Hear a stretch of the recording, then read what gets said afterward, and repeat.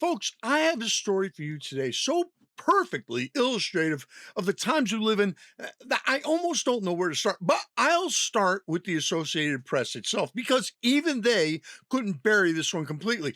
The headline: Kennedy Center votes to restore Trump's name and closer 2 years challenging a judge's order. That's right. The board of the Kennedy Center, now firmly under the control of people who actually want the place to succeed instead of turn into another decaying liberal monument, voted to put President Trump's name back where it belongs.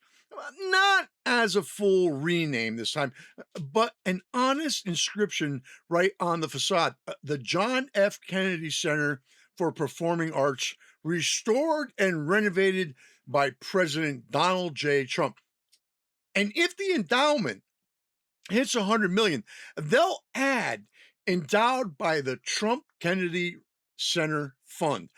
They're also renaming the plaza after him, and they're shutting the main building down for 2 years of real renovations, the kind that actually fix the place instead of just papering over the decline. Now, of course, this is a direct challenge to the Obama appointed federal judge, Christopher Cooper, who earlier ordered Trump's name ripped off and blocked the closure because Trump. The left went into hysterics the first time the board put the name up. They sued. The judge said only Congress can change the name. Fine. So the board is working around the edges with an inscription that tells the truth. Trump is the one restoring it. And the left is already screaming that this is circumventing the court's ruling. Of course they are. Anything that acknowledges Trump's competence is a crisis in their minds. Folks, let's be clear about what's happening here. The Kennedy Center was falling apart. Ticket sales are in the toilet. Artists are fleeing. It needs some serious work. Uh, Trump secured the money, got the board in order, and said we're going to fix it properly. The left's response: better it rot. Then let Trump put his name anywhere near it. They'd rather the whole thing become a crumbling shrine to a Democrat past than admit that a Republican president is doing what they never could. And while we're on the subject of John F. Kennedy, now let me ask you something. Now ponder this with me.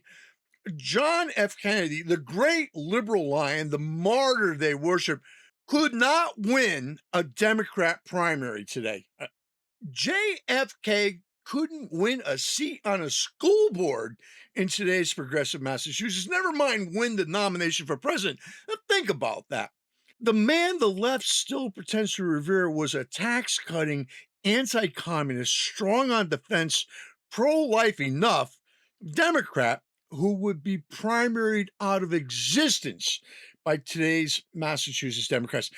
He would disavow the Democrat Socialists of America movement faster than AOC reaches for seconds on arepas. He'd be called a fascist, a warmonger, insufficiently woke. The same people clutching their pearls over the Kennedy Center would boo him off the stage if he showed up at a modern Democrat convention. The party of Kennedy is gone, long gone. What remains is a progressive machine that would rather preserve decay than allow excellence associated with Trump. So the board is doing the right thing. They're restoring the building, telling the truth about who made it possible, and daring the courts and the media to stop them. The left will howl. The judge may try again. The AP will frame it as some dark authoritarian plot, but the facts remain. Trump is fixing what they let fall apart, and history will remember who actually got it done. This is where we are today in America. We'll be back, and we hope you will too.